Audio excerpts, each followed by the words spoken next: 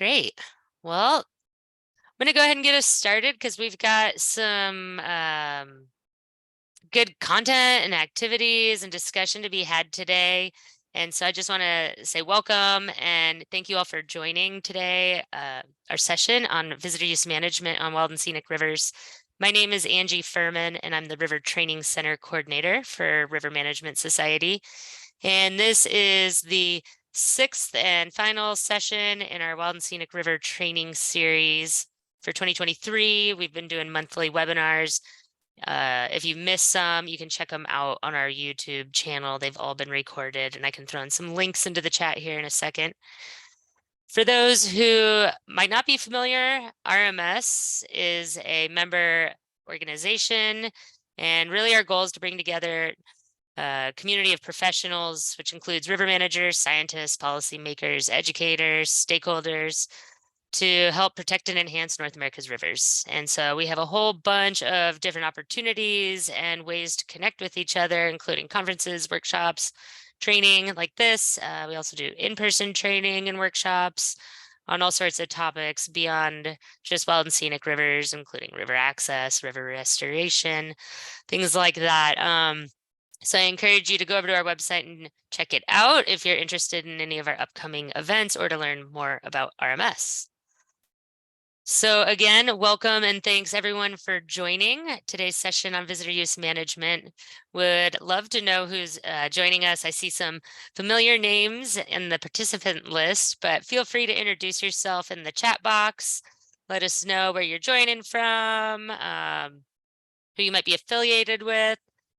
And I just want to share some expectations. This series has been more interactive than just like a sit back and listen to some content. So just want to set the expectations today that we're all interacting. We are going to be doing some breakouts later on or pretty soon, a couple different times. And we also have that chat there where you can communicate. But in this session, we're going to invite you to come off mute and share with us. And so you'll have opportunities to do that. If you have any questions on how to do that, feel free to send me a message in the chat. Also, just some session agreements. Again, you know, being here and being a participant. Also, I realize there's a whole breadth of experience and knowledge with everyone who's joining on this call. So please share. We're all experts in our own different subject matter expertise areas. And then again, use that chat. But one of my favorites on this list is it's okay to be raggedy. We are all working through some like complex things. And sometimes, you know, we don't have the right answer, or maybe what's true today might be different tomorrow. So as we're like working through things, I just like to remind people it's okay to not have everything perfect the first time.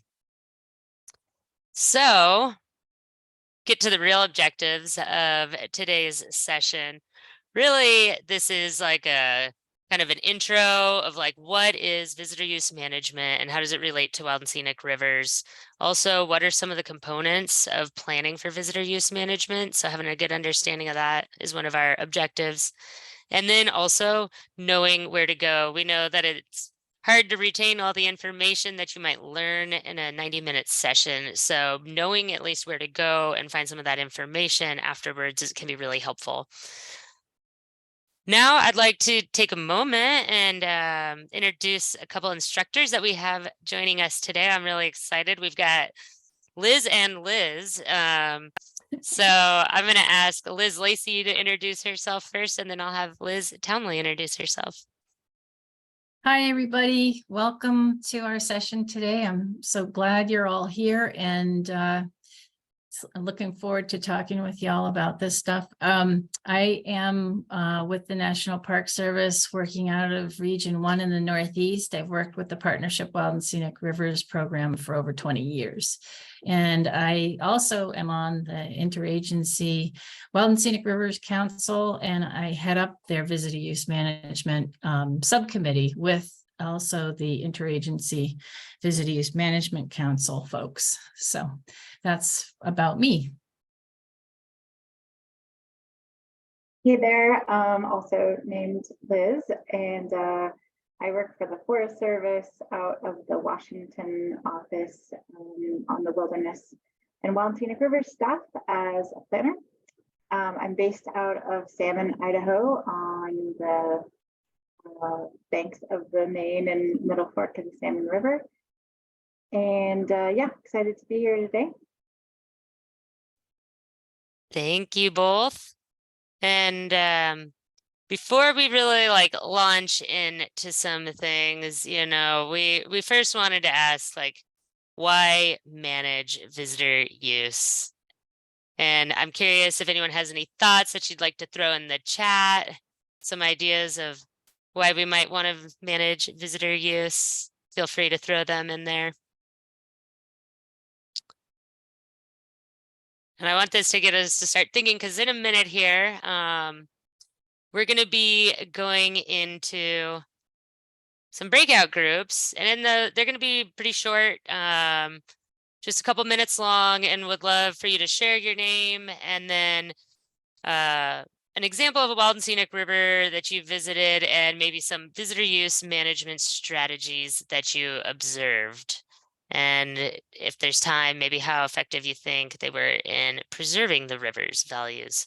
So gonna give you a few minutes here. Let me get the breakout groups all ready. And it's automatically going to send you off and then bring you back. So you shouldn't have to do anything there.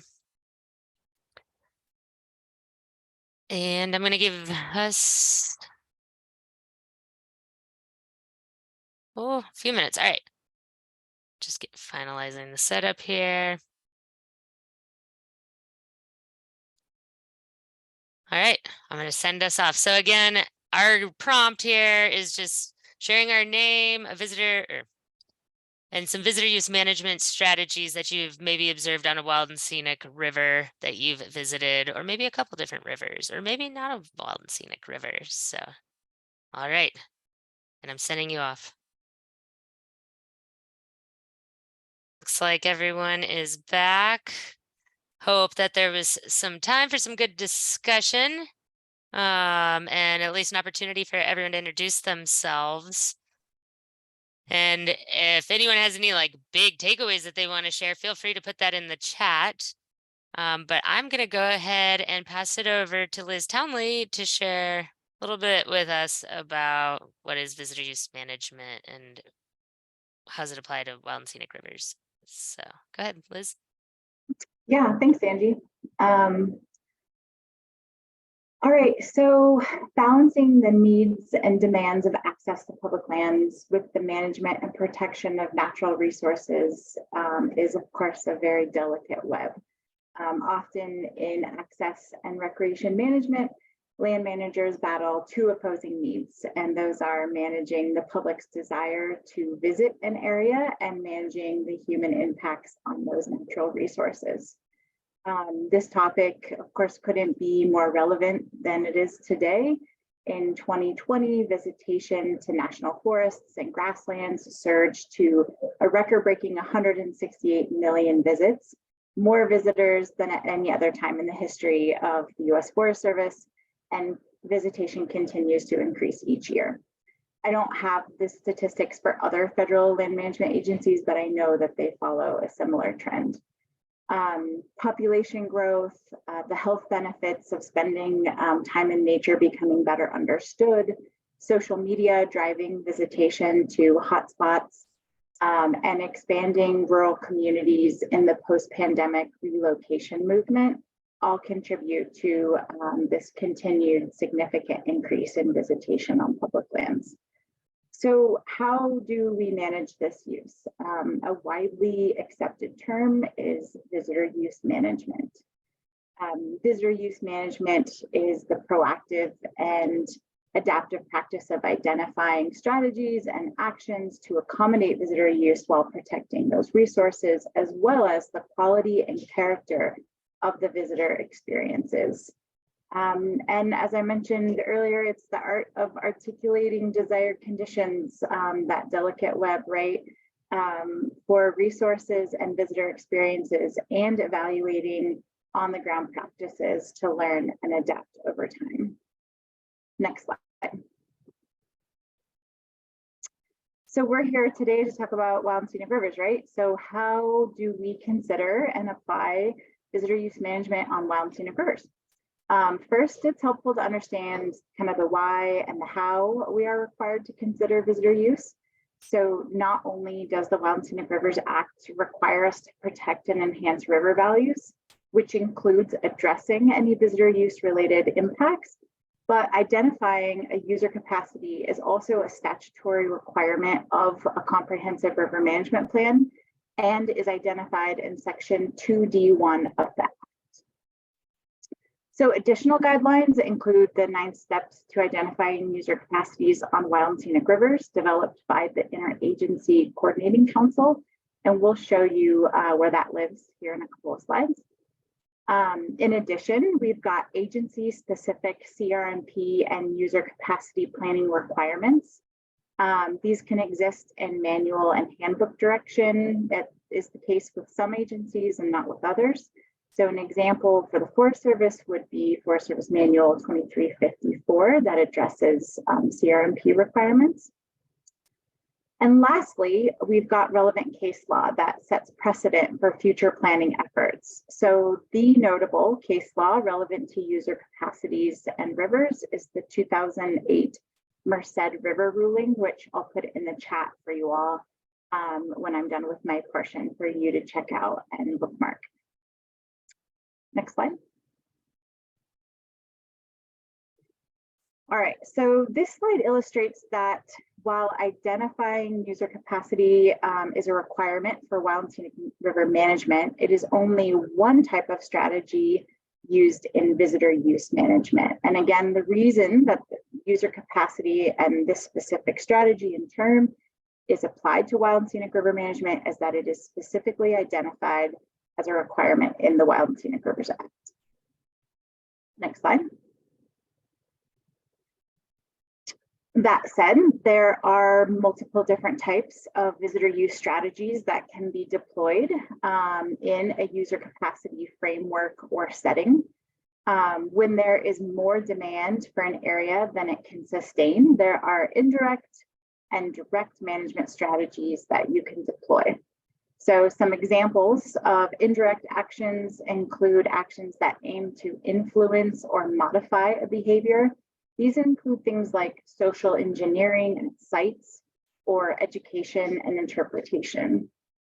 Direct actions focus more on regulating a behavior. So these include things like establishing an allocation and potentially rationing systems or types of permit or managed entry systems. This is more in the weeds than we're going to get today, but we thought we'd just briefly touch on the different types of strategies and how user capacity fits within the overall visitor use framework. Next slide. So probably a big question is like, where do I go for resources? How do I do this, right? And fortunately, we have some really great resources to go to when looking for more information on visitor use management. Again, today it's, we could spend weeks on the ins and outs of, visitor use frameworks and user capacity, but we don't have that kind of time, right? So here is a website, if you haven't been to it, it's the Interagency Visitor Use Management Council, which is 6 federal agencies, the BLM, the Forest Service, NOAA, Park Service, Army Corps, what's the last one? U.S. Fish and Wildlife Service. And they all collaborate on an Interagency Visitor Use Management Council. I strongly suggest checking this out and bookmarking this website if you haven't already. Reading through the visitor capacity guidebook on here is really great. This guidebook can likely answer a lot of your questions about visitor use management. I personally have a printed copy with lots of highlighted sections and dog-eared sections that I refer back to quite often. Next slide. Okay, so additional resources specific to rivers can be found on rivers.gov. Hopefully you already have this one bookmarked. If you don't, definitely recommend that. There's lots of resources here But I'll just note that the visitor use information can be found under the resources tab. You can also find the steps to address user capacities on Wild and Scenic Rivers document that I mentioned earlier, as well as a resource crosswalk between the Interagency Visitor Use Management Council, the IVUMC, sorry, that was a mouthful, and the Interagency Wild and Scenic Rivers Coordinating Council, the IWSRCC, a lot of acronyms here, the crosswalk between those guidelines. And next slide. And here is a screenshot of that crosswalk. So again, I highly suggest going to these materials, reading through them. I think, again, they will answer a lot of your questions. There's no need to reinvent the wheel when it comes to establishing user capacity on Wild and Scenic Rivers. There's a lot of material out there. Many agencies have agency approved and adopted materials or worksheets. So looking out for those resources can be really helpful as well. With that, I'll pass it over to the other Liz. Thanks, Liz. So now we've heard a bit of an overview of what VUM is, and it's really all about looking at what our resources are and who our visitors are, and trying to come up with a game plan so that both our visitors can enjoy themselves and our resources are protected in a manner that it aligns with our Wild and Scenic River designations. Next slide. So I'm not going to get into the weeds, as Liz said, too far, but we did want to go over briefly the visitor use management framework that's available on the Interagency Visitor Use Management Council website. We wanted to talk about a little bit about how that came to be. These agencies are all trying to figure out a way to do exactly what I said about visitor use management, and in some cases talk about user capacities and carrying capacities. And there needed to be some kind of an across the board sort of standard way of doing this across agencies, and coming up with good decision-making and planning strategies that would be also legally defensible, because lawsuits have popped up, and there needs to be sort of a standard way of doing this that folks can point to, that they went through the right steps, they went through the right planning mechanisms to arrive at the decisions that they made. Bringing in the right kind of people and all the looking at all the different needs of a particular wild and scenic area, or even a not wild and scenic area, as the case may be. Some of the framework is used on non-wild and scenic rivers, and what is specific to wild and scenic, and especially, is that user capacity. Next slide. So pretty much the whole basis of this, again, is to really look at the river area and to identify existing conditions, maybe even past conditions, future conditions, looking at what the resources are in a different area, how the resources are attracting folks or shouldn't be interacting with folks who are visiting, looking at what types of areas can withstand a great deal of visitors and other areas that maybe need to be restricted in some ways. And this is all a matter of like looking at an adaptive management kind of situation, where you will probably go through a planning process and look at everything and pull your information together, but know that in the future conditions may change, varying things can happen, and you may need to monitor and change things as time goes by, and continually look at ways to protect your resources. Next slide. So there's 4 basic elements of the frameworks that of the Interagency Visitor Use Management Council. And I'm not going to go way into them, but I did want to, can you just hop to the next slide real quick, Angie? I wanted to see if that, okay. If you want to pull back to that previous slide, that's good. I didn't know if we had left in the more detailed slide. I didn't want to repeat myself. Anyway, the first part of the whole thing is really building a foundation for your whole planning exercise. And you look at what you have in structure to be able to do this. Are you in an area where you have a staff that can do various things? Are you in an area where you don't have any staff? Like where I work on rivers, we are in partnership Wild and Scenic Rivers, and we have no federal lands or staff. So we don't really have a lot of, there we go. That's the, you know, you really have to think about what building blocks you have to figure out what kind of staffing you're going to have for the process. And that's going to look at, you know, also all the varying legal things that are in place,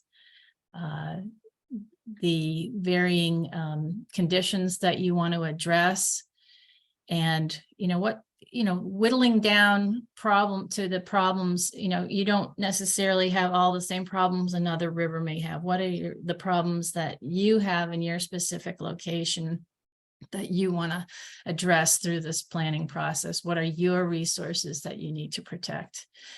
And then the next step would be to be able to have those conditions, both present and future conditions, described in a meaningful way, and to have enough input from other folks to be able to describe those different circumstances, and really look at defining things in a pretty specific way so that you can pull together the next step, which is the management strategies to address each of the things that are happening on your river. For instance, if it's overparking, if it's trash, if it's just quantities of people, if it's user conflict, all those different things. You want to be able to point to those various things and come up with specific strategies to deal with those things. And a big part of this is looking at what desired conditions are. And that might be a really interesting conversation amongst all the different people who are involved in this process. Varying people may have different views on what desired conditions may be. Is today's circumstances what the desired conditions are? Is 20 years ago what the desired conditions are? And how do you get there? And how do you identify how to maintain those things? And then the next stage is really implementing your plan. And that again goes back to what kind of staff you have, what kind of partners do you have, what kind of situation do you have that's going to allow you to monitor, put the practices in place, but also monitor them.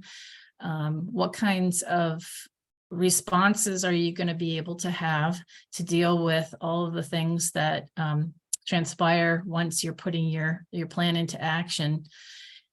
And you know, how are you going to implement change to those actions if you find out that some of the things that you had planned for are slightly different than what you had foreseen? So there needs to be some monitoring, some evaluation, and some adaptive management along the line. Next slide. Oops. Something? I think we missed a couple slides. There we go. Go back to the one after that. There we go. So the thing I wanted to mention was the there's a sliding scale approach in the frameworks.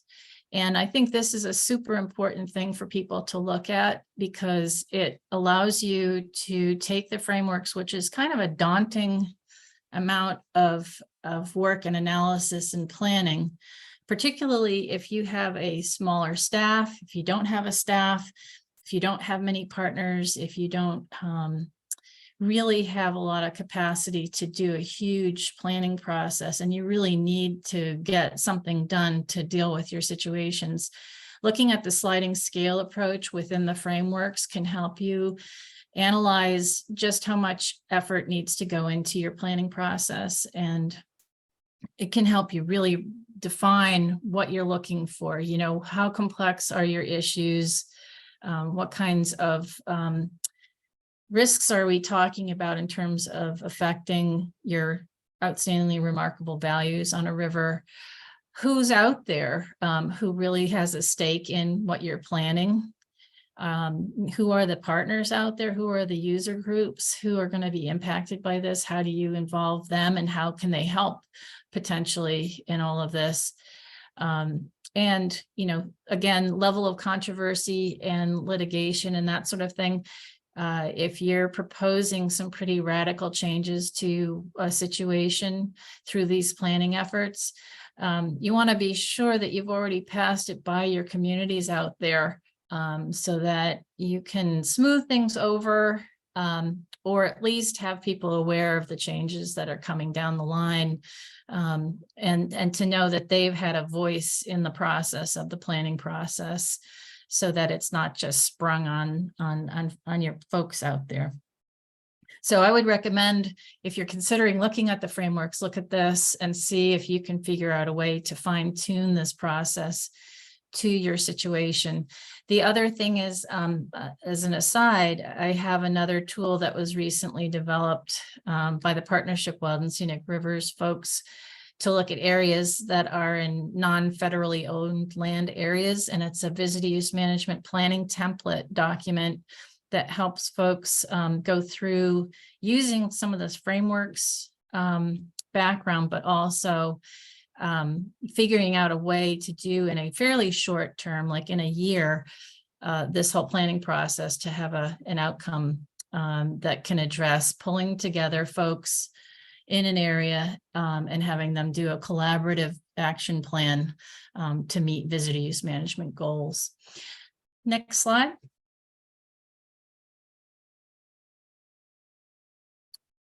Okay, so this is just a sample. We had a bigger Black Creek example to show you, but it probably would have taken up too much time and gotten far too into the weeds. But this is sort of an example of how this would play out on paper. So you're looking at, you know, the category of use is on a river, and the river value is a recreational experience. This is a camping area, and the terms triggers and thresholds are a part of your planning process. You're going to figure out what kinds of, this would be more in the user capacity area of things, what kind of triggers would cause you to have a threshold kick in and then have a management action kick in. And then, you know, having sort of a justification for why you would have a management action kick in for various reasons. And this is all based on, you know, a lot of analysis of use of an area and coming up with what kinds of activities at certain areas lend themselves well, and how much is too much, and what kicks in when that level, that threshold is touched, that tells you that, you know, you're about to impact your resources adversely if it continues the way it is. So let's see, I guess that's it for that example. Can you go to the next slide? Do folks have questions at this point? Do you want to, you can either speak up or put something in chat. Did see one come in. Matt stated it would be great to hear more about how to monitor use in remote areas with low staff. Yeah, that's a good question. And I think that's probably more detailed than we were expecting to cover today. that's probably getting into more hands-on management techniques and getting into, but Liz, do you have any thoughts about that? You're on mute. Darn it, I was on mute. Yeah, gosh, lots of options, probably none that you aren't already familiar with, but we've had quite a bit of success throughout some of the more, remote rivers in the Western United States with working with academia to do monitoring. It's kind of a win-win. We get really great data and, students get exposure to the agency and to, different monitoring protocols. So that would be one, is maybe looking at partnering up with some universities. They don't even have to be in your area. And then of course, partners, right? Like we hear that a lot, but it really does work. We've seen quite a bit of interest in partners wanting to start up like friends groups and that kind of thing recently. And that's actually been super helpful with helping achieve monitoring, especially in remote areas where they've got, gear and kind of their own standalone logistics, figured out where we don't have to be responsible for that. So those would be the two that I might suggest. Another thing that came to mind while you were talking, Liz, is a steward program that can be either volunteer or hired through grants or something. But I don't deal with remote areas, but even in our less remote areas, we have river steward programs. And I know that trail folks out there do a lot of trail steward kind of programs. And I would definitely look into that to figure out if you could come up with a scheme where you have folks who are trained as stewards to go out and monitor in areas and report back to whoever is your staff or your lead in that area.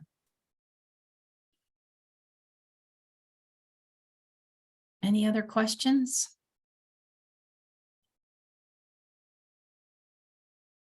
And again, you're welcome to come off mute and ask, or you can type it into the chat and I can read it out.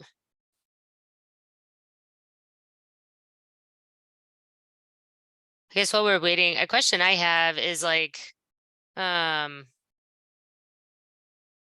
of like, I guess where I was going is that I was thinking like remote areas might have low use, but that's not always the case, and there are some remote areas that do have low use, but are there any like special considerations when you're working with a river that's more low use versus high use, and remoteness doesn't really have all that much to do with it, or I don't know. That's my question. Well, I would say that any area benefits from visitor use management, even if they're a remote area or a non-remote area, whether they have a lot of use or not so much use. I would say that visitor use management and access management are two really worthy components of comprehensive river management planning. Because you do want to capture sort of the existing conditions. And if it's all going really well, you just never know what could change to bring in a new surge of visitation or a new kind of technology that brings more people in, or even things like, I'm blocking the name of them because I don't like them, the things that fly overhead. Drones. But drones, thank you. I had a mental block.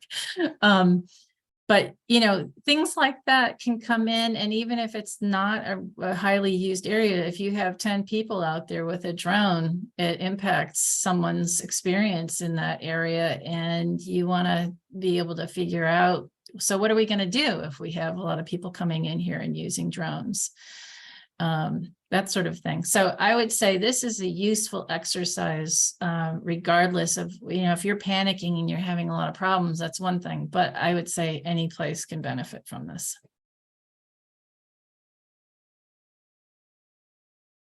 Yeah, I'll just add that, the act doesn't differentiate between low use and high use. It's a requirement no matter what kind of use you have on your river. So just making sure that's clear, because I actually get that question a lot. Like, this is super remote and no one goes here. Do we still have to do this? And while it can be tricky, the answer is yes. And we do have tools to help you with that.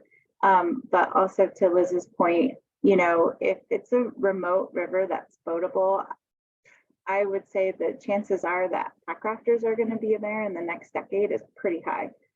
We're definitely seeing that in a lot of parts of the Intermountain West, and I think that's the case for other places too. So you just never really know, to Liz's point of new technology and new access needs. And as other places are getting kind of blown out, other people are seeking, much more remote and challenging experiences.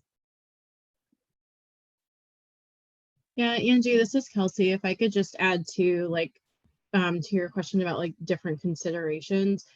I think a lot of times, when you're moving through the visitor use management framework, part of element 1 is desired conditions and zoning.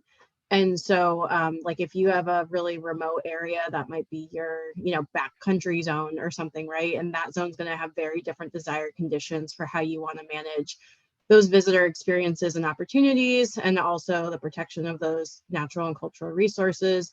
Those desired conditions are going to be really different from a really high use area where your visitor center and parking lots and interpretive panels are, right? They're going to have different desired conditions and therefore different visitor capacities. And so the management strategies would be different as well. So I always take it back to the framework. And I think desired conditions can be helpful too, because if over time your monitoring shows, oh, we're having, degradation to these resources, you can have your good planning to fall back on and identify this is overcapacity, it's having, it's degrading the resources. Let's implement some of these adaptive strategies. That's how I think about it. Those are great points. Okay, I have a question. Go for it. Okay, so all wild and scenic rivers need to have visitor management. Fine. Now, when recreation is an ORV, that changes a little bit because the ORV requires non-degradation or improvement of recreation. So without a recreation ORV, all the other ORVs have to be managed. Visitor use has to be managed to avoid impacting those other ORVs. But when recreation is an ORV, now we have to improve it. And this adds a whole new twist to the situation. And in our case on Fossil Creek, it fundamentally changed the management plan in a direction that we don't think is right, but that's, you don't win them all. So sometimes you need to put recreation into the ORV selections to increase public support for the designation. But when you do that, you create additional management problems. And so what do you do about that?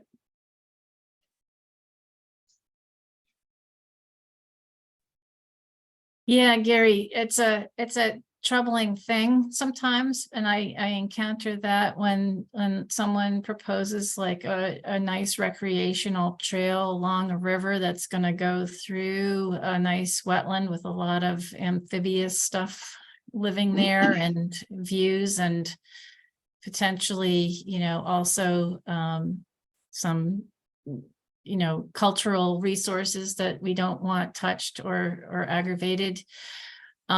So again, what I guess Kelsey had just talked about a little bit is that you're looking at different zones and what kind of recreation is relevant and appropriate, and how are people going to have a good time together in a particular area without impacting other resources.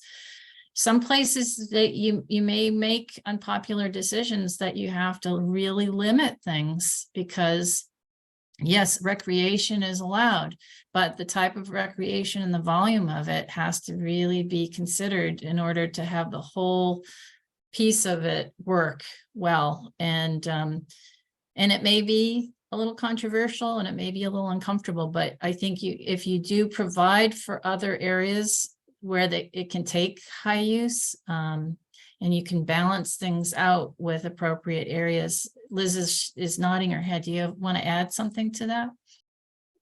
Oh, I think that's a good answer, Liz. And what Kelsey said as well, of identifying desired conditions, that's really so important, because everything is based off of those desired conditions, right? It's like a goal in life. If you want to, I'm really bad at analogies, but remodel your house, well, then all of your budget decisions need to reflect like, hey, we need to save our money, right? So we can afford that remodel. It's kind of the same with desired conditions. I would say that the intent was never for one ORV to trump another one or to be present at the expense of another one. So it's easier said than done. It's hard. I see this all the time, really. And I think where there's a lot of room for discussion is around the visitor experience and how can we provide a visitor experience for a recreation ORV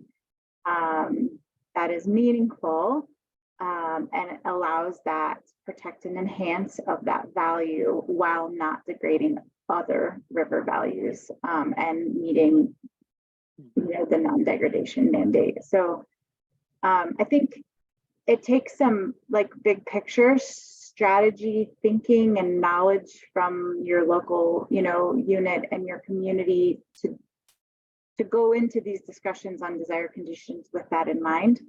And I think as we get more information out about this, that's becoming more and more prevalent. But I know there's some plans out there that are, 15, 10, even 5 or 8 years old that that didn't quite happen. That conversation didn't happen. So they're really struggling now with balancing a recreation ORV alongside other ones. A follow-up question. Is there any place in agency regulations that requires them to manage public lands to meet all visitor demand?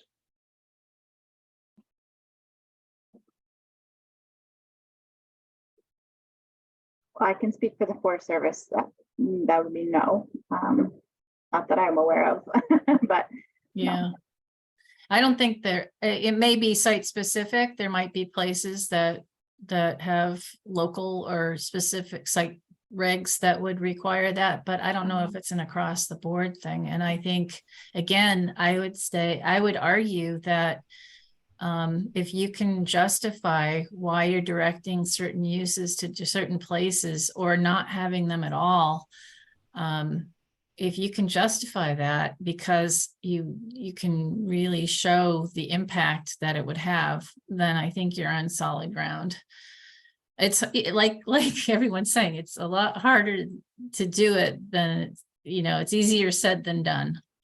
But I think through analysis and through really carefully directing things in the bigger picture, you can probably come up with reasons for why certain activities aren't appropriate in a certain place.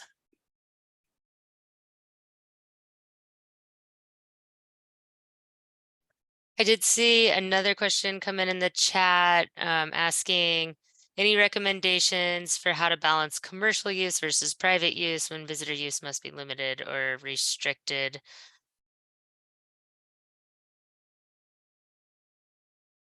Yeah, I'll jump in here. I think that comes back to your desired conditions and what you want your visitor experience to be. And then you identify what tools you have to deliver that experience. So obviously outfitters deliver an experience to the public that many people can't have on their own. So, it kind of depends on the situation. I know, on the Middle Fork and the Main, both Wild and Scenic Rivers with a huge outfitter and private interest in those rivers. It's, you know, continually kind of a juggle as to how to find that balance. I will say that we're coming up with more and more resources for rationing use. So I'm not sure what agency you work for, but here in the near future, we will have some additional resources coming out for the Forest Service that I'd be happy to share. And then I think like an important thing to think about too is that there's also like agency use and other types of use to think about beyond just like private, like a private rafter or a commercial rafter. I don't know if either Liz could speak more to that or have anything to add. No. Yeah, there's tribal use. There's, you know, there's a lot when you think about all of the different demands. There's other agency use, right? Like state agencies often want to utilize permits if that's the case, or access. But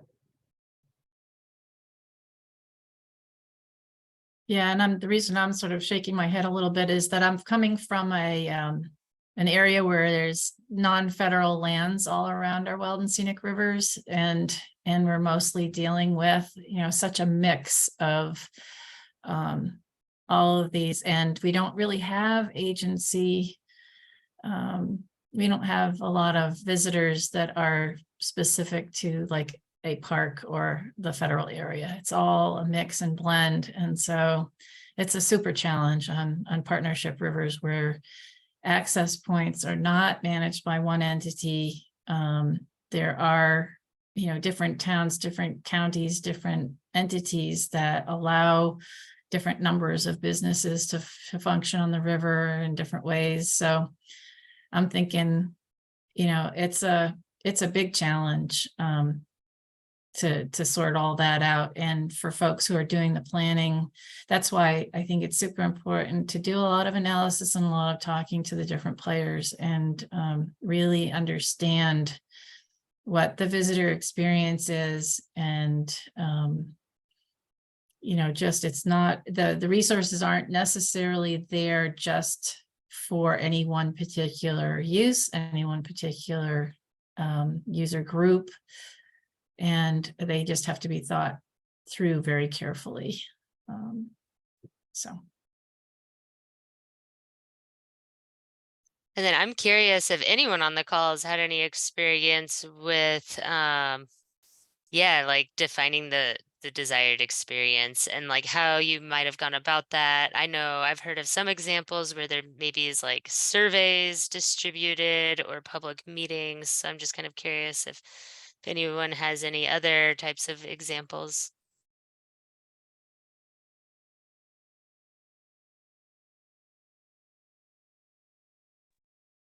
Hey Angie, we're at Utah DNR just finishing up recreation management planning and studying this year for sections of the Green and Colorado River.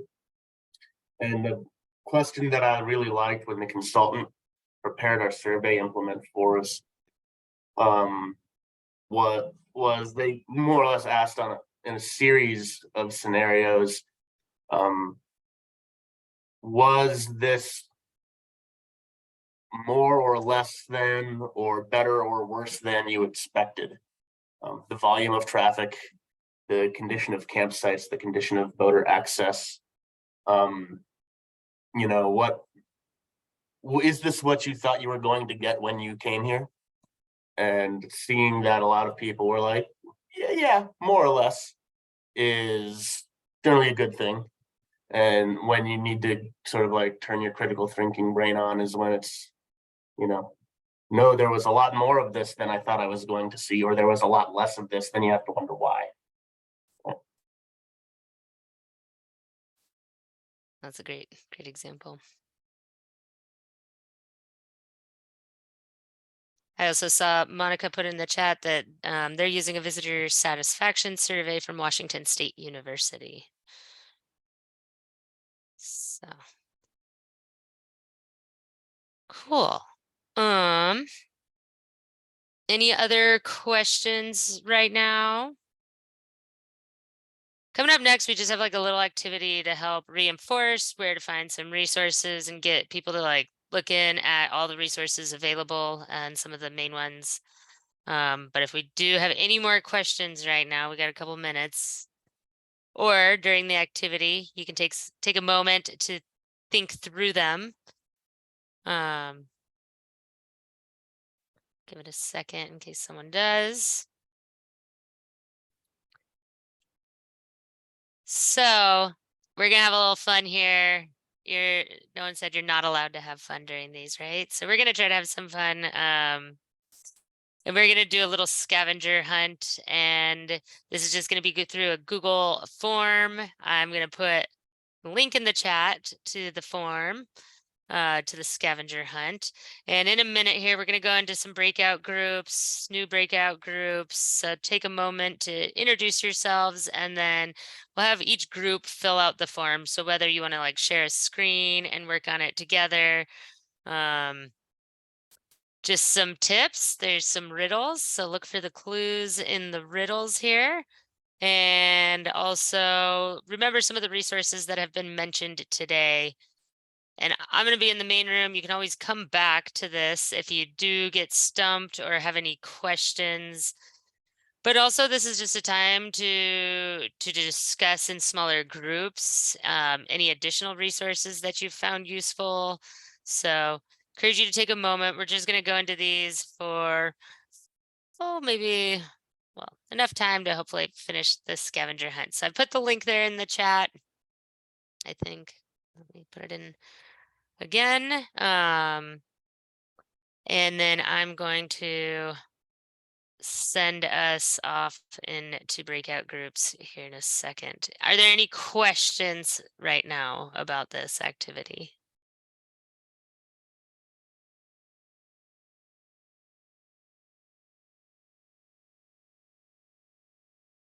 All right, I'm not seeing anything and I'm not hearing anything, so let me just get this set up here. Just 1 second, bear with me. Do we need to sign in to use the form? You shouldn't need to. Nope. Okay. One form for group? Yep, 1 form per group would be great. Okay.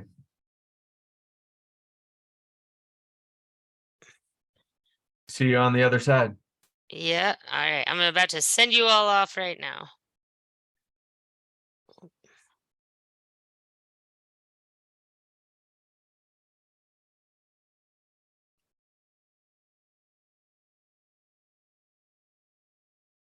All right, I think we've got everyone back. Well, I just kind of threw you all into that exercise, and I would love to hear any feedback that you have on it. I'll send out or put a survey link in the chat here, but also just trying to find a way to break things up, get us re-engaging and thinking about some of the different resources that are available. And really just to reiterate that that like Liz said earlier, that you don't need to reinvent the wheel, that a lot of things are already out there.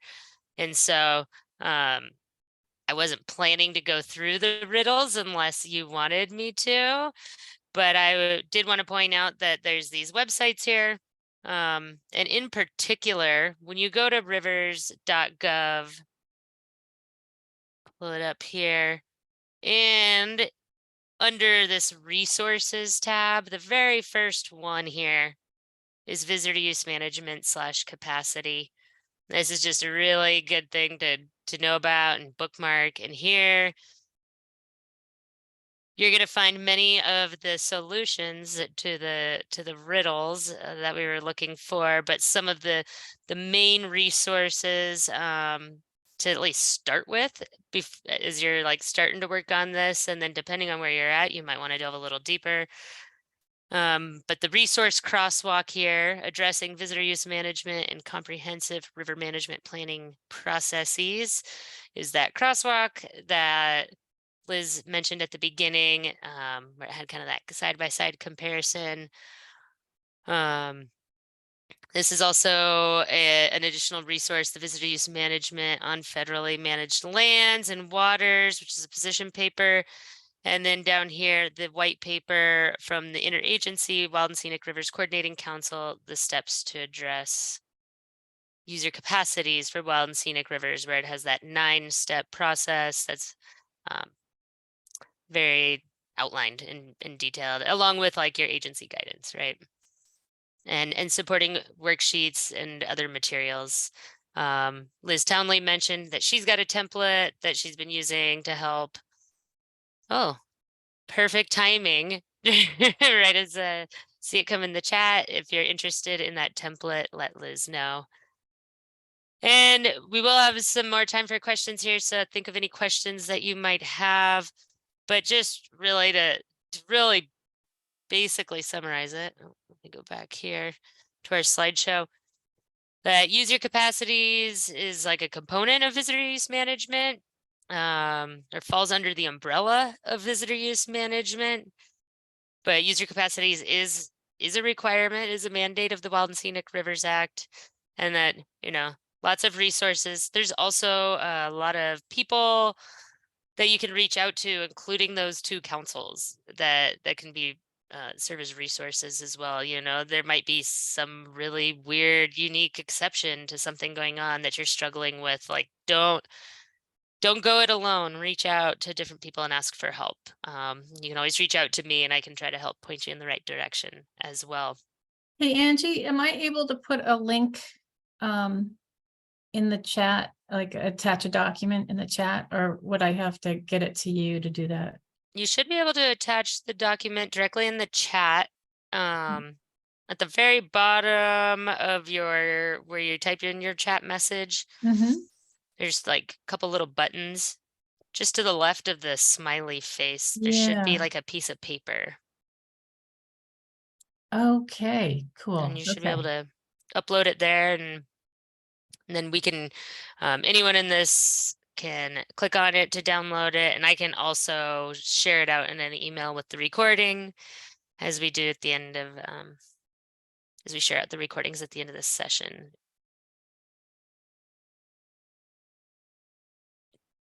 So any last questions that you all would like to bring up? Any questions about user capacities, visitor use, the crazy scavenger hunt, anything? We got about 15 more minutes, or 13 more minutes.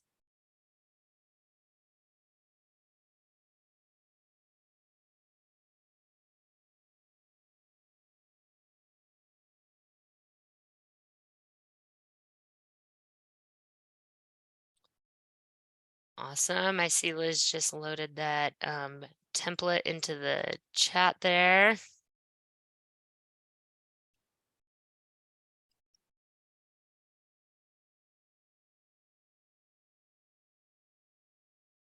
Yeah, I think that as I was saying to folks, while you all were doing your scavenger hunt, I was telling Liz and Angie that even in my small breakout session at the beginning, you all have a lot of expertise in dealing with visitor use management, whether or not you've done the frameworks or other kinds of things. You've obviously all, as river managers, some of you have been grappling with different techniques over time. And we'd certainly love to hear about your experiences, what has worked well and what hasn't worked well. And, you know, any kinds of questions you might have, like if you do go into the frameworks, there's the Interagency Wild and Scenic River Council. We have this subcommittee that's specific to visitor use management and user capacity. And through me, if you have questions or you want to suggest something or you want to learn a little bit more, always feel free to get a hold of me.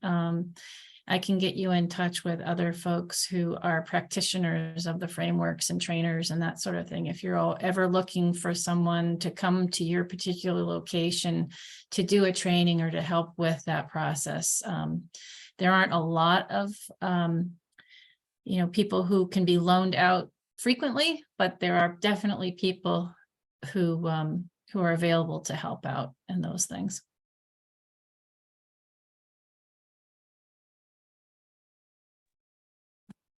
I had a quick question, just actually I'm piggybacking off of, I think, Susan Cook's question, who left, but she was from Nebraska and she was wondering if there are good examples of, and this is more the logisticals of gathering people, but like interagency buildings and in different states, how that's been working well or where they've seen stumbling just to like get those people in the same room, because sometimes that can be like the biggest challenge. I think if you're working on a more regional scale, like getting those people all together or getting museums kind of like incorporated into that could be a really good resource for awareness and yeah, just gathering the great minds kind of idea.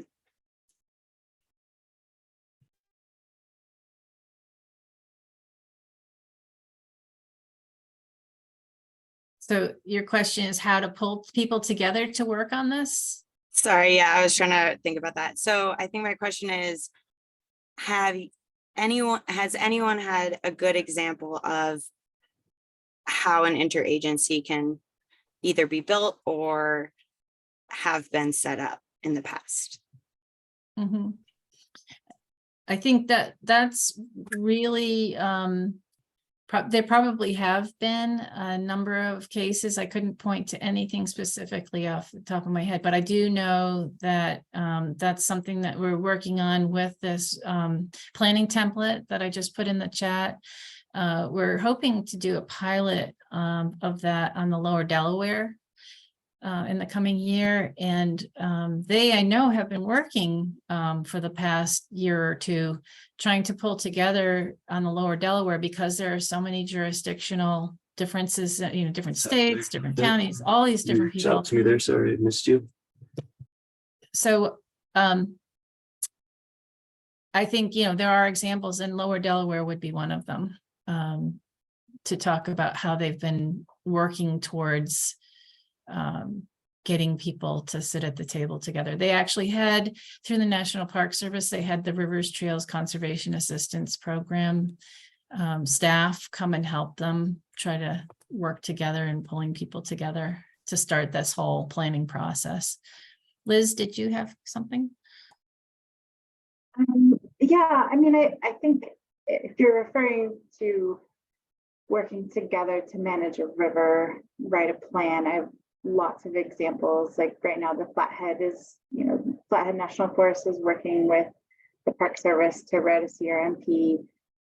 We've got the Rogue, Wasson, and Franklin, tons of rivers I could give you examples of, but I think your question was like more of a built environment type of question of like developing facilities and kind of co-managing those.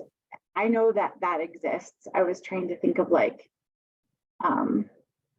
some rivers that I can, but nothing's coming to mind. I think that's definitely not in my wheelhouse. I don't have a lot of experience with that.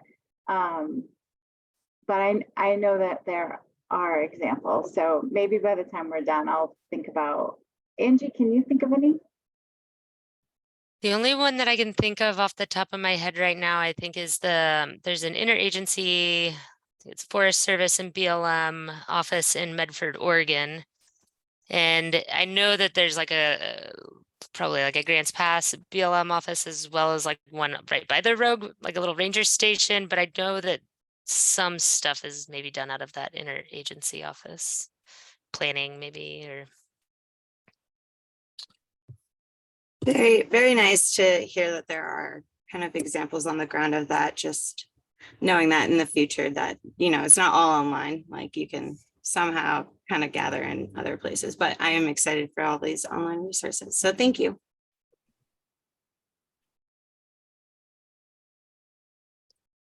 Then I saw a question come in the chat. Any resources you might recommend for types of infrastructure for user management and different types of terrain and habitat? So like walkways, trail materials, permeable surfacing materials, etc. And if anyone on the call has like any responses, feel free to answer. Again, we're all experts in our own subjects.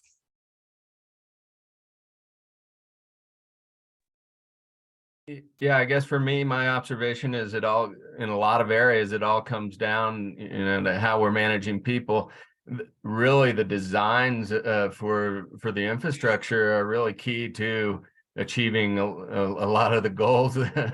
Is where we put people, where people can walk, and how they can access different areas without impacting. Right, especially with high use areas, it becomes pretty important matter. If you go to places like um, um, some of the national parks that come to mind, that have really specific tailored infrastructure to manage people in different places. But if you have any recommendations for providers, or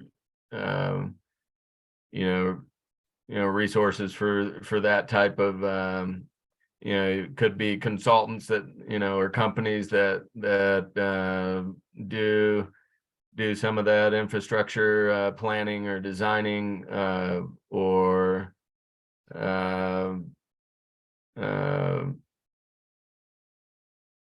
Yeah, so I saw, that sounds like something pretty good. Yeah. yeah, so I can put a link in the chat here to the River Access Planning Guide, which is a great tool when looking at also like defining desired conditions and then building the environment like a river access, which might include like a park and a parking lot and a visitor center and bathrooms and all that stuff.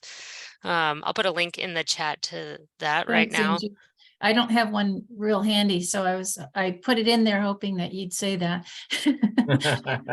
Yeah.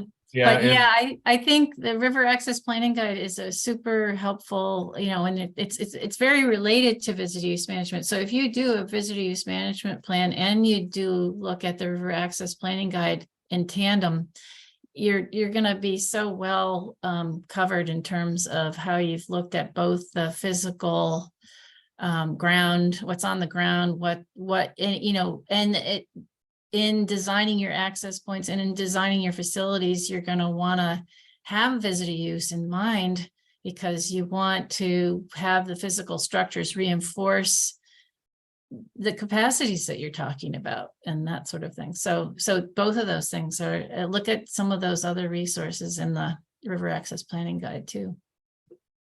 Yeah, and yeah, if you have specific recommendations, bathrooms are probably the most essential and important things to manage. And I don't know if you have recommendations for what is approved and recommended through government agencies now. For if there are any options for composting toilets, versus the standard vault pit toilet that's pretty much recognized in a lot of Forest Service areas.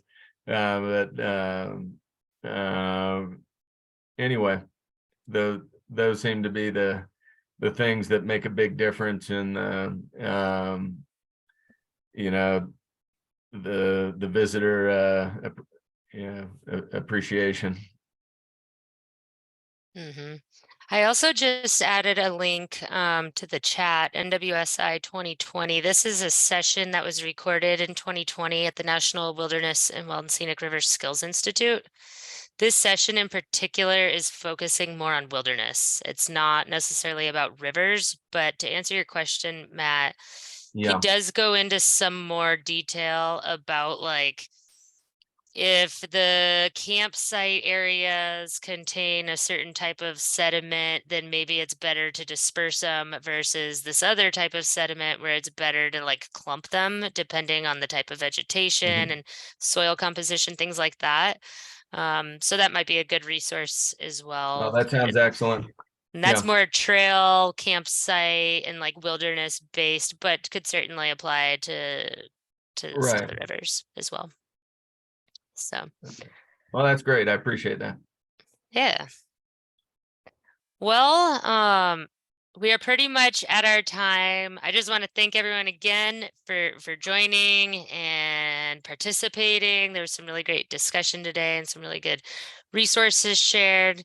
As I mentioned previously, we are recording this, and this will be available on our YouTube channel. I'm putting a link to that in our chat. If you are interested in any of the previous sessions, we have those already posted on there, as well as like 150 other videos of different types of river related discussions and webinars and trainings and all that.